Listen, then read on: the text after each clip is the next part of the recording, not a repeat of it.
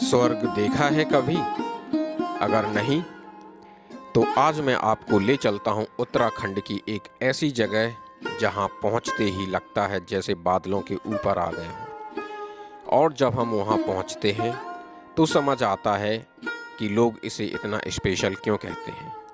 चलिए चलते हैं सुरकंडा देवी, जहाँ पहुँचने का सफ़र भी उतना ही खूबसूरत है जितना डेस्टिनेशन। और इस सफ़र में सिर्फ व्यू ही नहीं, उत्तराखंड का असली पहाड़ी कल्चर भी देखने को मिलेगा। तो दोस्तों, स्टार्ट करते हैं आज का ब्लॉग एक खूबसूरत सुबह से, और आप बने रहिए वीडियो के एंड तक मेरे साथ। और हाँ, चैनल को सब्सक्राइब करना तो बिल्कुल भी ना भूलें। गुड मॉर्निंग दोस्तों, आज हमने यहाँ पर नाइट स्टे किया था और रूम के जस्ट साइड में ही अगर आप देखेंगे तो इतना शानदार वैली व्यू दिखाई देता है कि मज़ा आ जाए। चाय हमने ऑर्डर कर दी थी, तो चाय मेरी आने वाली है और खड़े होके भाई चाय की सिप लेंगे और वैली को देखेंगे भाई, क्योंकि मॉर्निंग में तो भाई मज़ा आ जाता है। इस तरीके का अगर व्यू हो सामने तो पूछना ही क्या है, समझो दिन बन गया हमारा। तो भाई आज का प्लान कुछ इस तरीके का है कि यहाँ पर बस फटाफट अपन नहा धोकर सुबह सुबह निकलते हैं सुरकंडा देवी के लिए, क्योंकि आज अपन को फिर घर भी निकलना है और सुरकंडा देवी में भी करीब 4 से 5 घंटे तो लग ही जाएंगे वहाँ जाने में। और इस प्रॉपर्टी में भी काफ़ी स्पेस है और यहाँ पर ये ट्रैक दिखा मुझे एक छोटा सा, तो यहाँ पर अपन ने सोचा थोड़ा सा वॉक करते हैं। और लेकिन इसमें यहाँ से नीचे हम जब गए थे करीब 50 से 100 मीटर का ये रोड है, नीचे कुछ मकान बन रहे हैं, तो मैं वहाँ तक गया था देखने के लिए और बड़ा मज़ा आ गया भाई, ज़बरदस्त। और बस जब नीचे से आए ऊपर थोड़ा सा थक गए तो आराम कर लिया भाई। यार डेफिनेटली अपन को इतनी आदत तो होती नहीं है कि पहाड़ों पे बिल्कुल नॉन स्टॉप चलते रहो। और ये जो रिज़ॉर्ट है ये है ग्रीन फॉरेस्ट व्यू। यहाँ पर हम आ गए थे कल शाम को, तो रुके और ये साइड में देखोगे कार खड़ी हुई है और ये इनका रिसेप्शन है, ग्रीन फॉरेस्ट रिज़ॉर्ट। तो भाई अब चलते हैं, ब्रेकफास्ट करके अपन निकलते हैं आज के न्यू डेस्टिनेशन पर सुरकंडा देवी। इस प्रॉपर्टी में इन्होंने भाई फूल ज़बरदस्त लगा रखे हैं गुलाब को, ये पता नहीं किस चीज़ के हैं, बिल्कुल गुलदस्ते की तरह लगते हैं। ब्रेकफास्ट करने के बाद हम लोग निकल लिए सुरकंडा देवी के लिए। और भाई जैसे जैसे हम सुरकंडा देवी की तरफ बढ़ते जा रहे थे एक अलग सी फीलिंग आ रही थी, क्योंकि सुना है कि ट्रैक है काफ़ी। और जो मेरे रिजॉर्ट वाले भैया थे वो बोल रहे थे कि अगर हवा तेज़ चल रही होगी यहाँ तो आपको हो सकता है कि ट्रैक करके ही जाना पड़े, क्योंकि वहाँ पर जो रोपवे है वो बंद कर देते हैं। तो भाई देखते हैं कि अगर लक सही होता है और हवा नहीं चल रही होगी तो मुझे रोपवे मिल जाएगा, नहीं तो देखते हैं कि ट्रैक कर पाते हैं या नहीं कर पाते हैं, वो तो माता की कृपा होगी। और ये रोड देखो आप, बिल्कुल ऐसे फील आता है बिल्कुल रोलर कोस्टर जैसा, बिल्कुल तिरछा। फिर ऐसे समझो कि 50 मीटर भी रोड बिल्कुल सीधा नहीं है।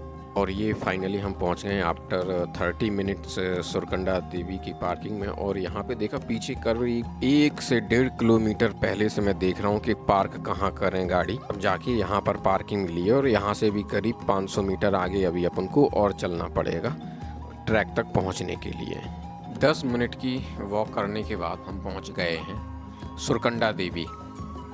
और इसके नीचे देखेंगे तो काफ़ी सारा मार्केट है, तो आप अगर प्रसाद वगैरह कुछ भी लेना चाहें तो ले सकते हैं। बट और फिर यहीं से ही आपको ऊपर सीढ़ियाँ मिलेंगी जो इस तरफ आती हैं। तो अभी मुझे पता चला कि भाई हवा बहुत तेज़ चल रही है ऊपर, जिसकी वजह से इन्होंने जो रोपवे है वो बंद कर रखा है।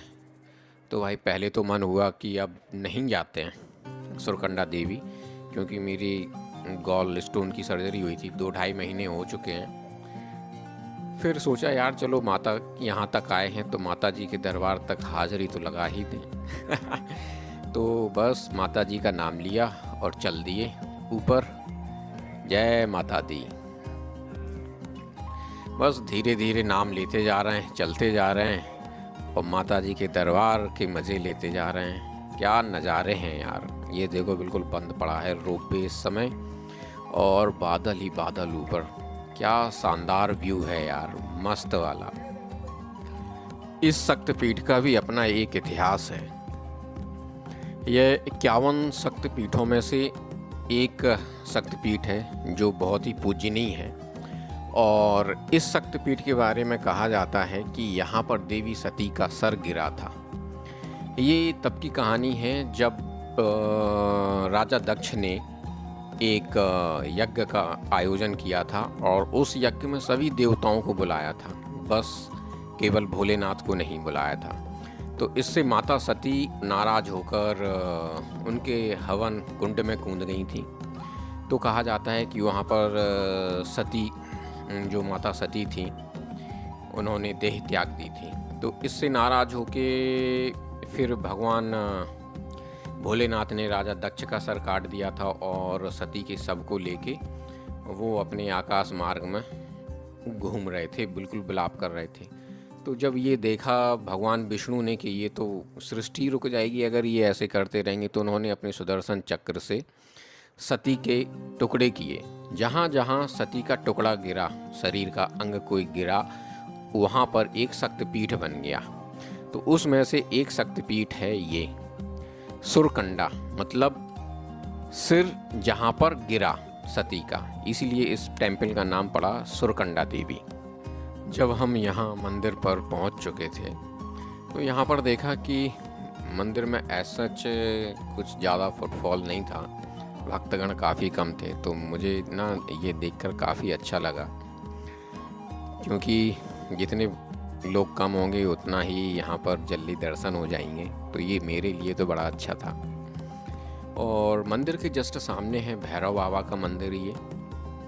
और यहाँ से देखने में मतलब हवा देखो कितनी तेज चल रही है। नीचे जब थे तब बिल्कुल हवा नहीं लग रही थी इधर, और इधर जब ऊपर आए जब हम, तो अच्छी खासी हवा दिख रही थी। और यहाँ से अगर इस टेम्पल की चोटी से अगर आप चारों तरफ दिखेंगे, सुरकंडा टेम्पल से चारों दिशाओं में आप देख सकते हो, मतलब 360 डिग्री का नज़ारा ले सकते हो। बर्फ़ से ढकी हिमालय की चोटियाँ, ऋषिकेश और देहरादून की घाटियाँ यहाँ से बिल्कुल साफ दिखाई देती हैं। मतलब हिमालय की चोटियाँ उत्तर दिशा में आसमान से बातें करती, बर्फीली पहाड़ियाँ, घाटी के नज़ारे भी दिखते हैं, देहरादून और ऋषिकेश की खूबसूरत वादियाँ और धनौल्टी और कनातल, इसके आसपास के हरे भरे जंगल और उनके गांव। बड़ा अच्छा 360 व्यू आता है यहाँ से। आप ये नज़ारे देखो, बादल बिल्कुल किस तरीके से चले आ रहे हैं, ऐसे लग रहा है जैसे आप ना बादलों के बिल्कुल ऊपर पहुँच जाओगे। मैं जब यहाँ पहुँचा था तो यहाँ पास के गांव से कुछ लोग एक ध्वजा चढ़ाने आए थे, तो ये उनका कार्यक्रम था। तो यार अल्टीमेट कार्यक्रम था यार, मस्त वाला, जो मैं आपको दिखाता हूँ, ये देखिए।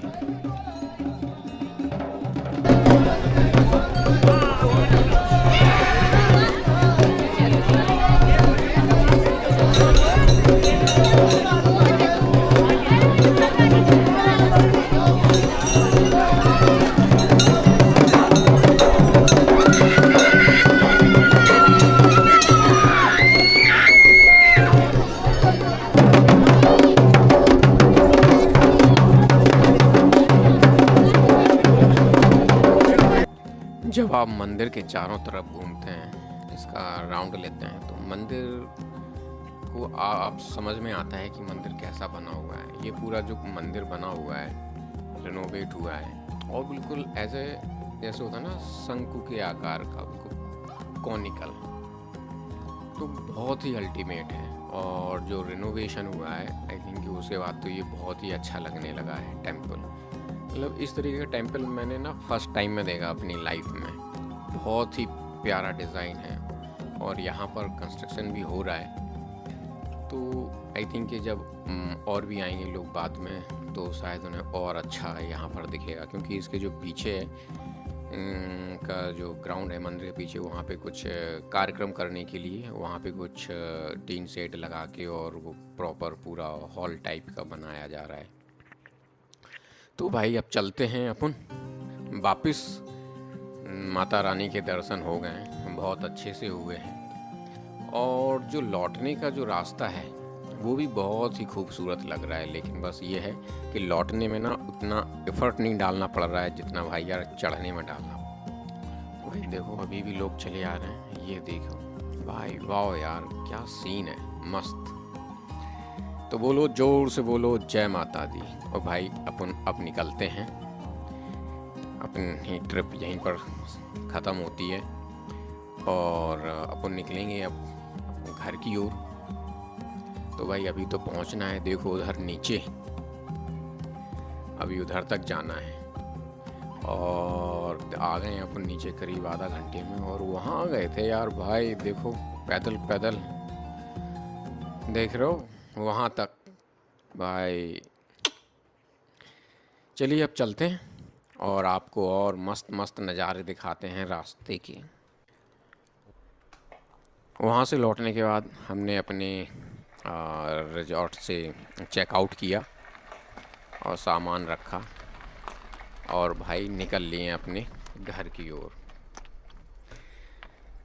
भाई ज़बरदस्त है ये ट्रिप, मस्त यादगार वाली ट्रिप रही है और नज़ारे तो ऐसे बिल्कुल भर भर के हैं और अभी आपको और भी नज़ारे मिलेंगे देखने को ज़बरदस्त। ये देखो यार हाइट से कितना मस्त लग रहा है रिजॉर्ट। चढ़ जा गाड़ी, काफ़ी स्टीफ है यार, चढ़ चढ़। भाई फाइनली हम आ गए मेन रोड पर और यहाँ से अब निकलते हैं अपन नोएडा के लिए। और बने रहिए मेरे साथ एंड तक। अगर आपको ये ब्लॉग अच्छा लगा है तो प्लीज़ सब्सक्राइब करना तो बिल्कुल भी ना भूलें और अपने कमेंट ज़रूर शेयर करें अगर आप धनौल्टी आए हुए हैं। वैसे ये वाला जो रोड है जो मैंने ऑब्ज़र्व किया है, इस पर बहुत ही सारे एडवेंचर पार्क्स हैं। तो अगर आप एडवेंचर लवर हैं तो आपके लिए ये रूट तो ज़बरदस्त होने वाला है। ये देखो क्या खूबसूरत नज़ारे हैं, मतलब आप जब जाते हो और लौटते हो ऐसे नहीं होता, जब आप जा रहे हैं तो ही आप ट्रिप को एंजॉय कर सकते हैं, जब आप लौटते हैं तो तब भी आप ट्रिप को एंजॉय कर सकते हो। भाई क्या मस्त मस्त नज़ारे मिलते हैं देखने के लिए। तो मैं बात कर रहा था कि भाई अगर अभी जिस किसी ने भी मेरा चैनल सब्सक्राइब नहीं किया है तो please support me on YouTube so that कि मैं इस तरीके के अच्छे अच्छे वीडियोस बनाता रहूं, आपको घर बैठे दिखाता रहूं कि भाई दुनिया कितनी खूबसूरत है, जिससे आप भी एनकरेज हों और मुझे भी कुछ मोटिवेशन मिले।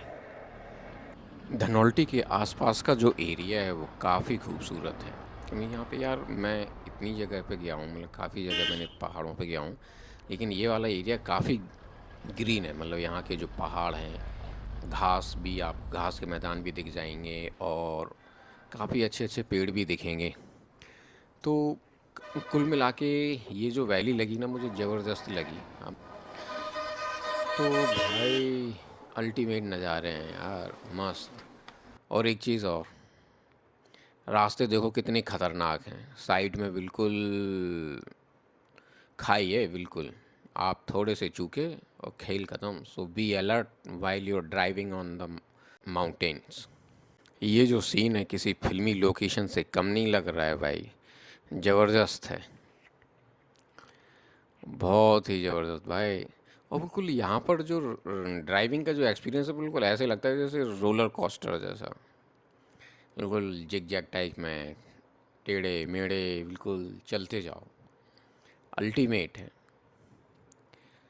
और भाई चलती रहनी चाहिए इसी तरीके की मस्ती जो हो आपकी, चलती रहनी चाहिए। और कुछ जो ब्रेक होते हैं ना लाइफ में वो ऐसे ही होने चाहिए। अगर इस तरीके के ब्रेक आप लोगे तो डेफिनेटली आप ना बिल्कुल जो टेंशन होती है ना दिमाग में वो सारी की सारी ख़त्म हो जाएगी। मेरी तो हो गई है, मेरी तो होती है भाई। जब मैं ड्राइव करके करता हूँ पहाड़ों पे तो भाई ना मेरे लिए तो एक ये मेडिटेशन का काम करता है।